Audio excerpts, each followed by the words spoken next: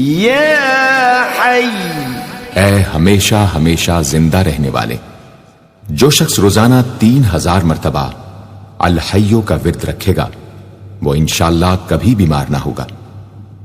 جو شخص اس اسم کو چینی کے برتن پر مشک اور گلاب سے لکھ کر شیریں پانی سے دھو کر پیے یا کسی دوسرے بیمار کو پلائے انشاءاللہ شفائے کامل نصیب ہو.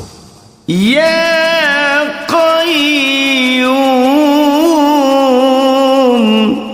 اے سب کو قائم رکھنے والے اور سنبھالنے والے. جو شخص بکثرت القیوموں کا ورد رکھے انشاءاللہ لوگوں میں اس کی عزت اور ساکھ زیادہ ہو، اور تنہائی میں بیٹھ کر ورد کرے تو انشاءاللہ خوشحال ہو جائے.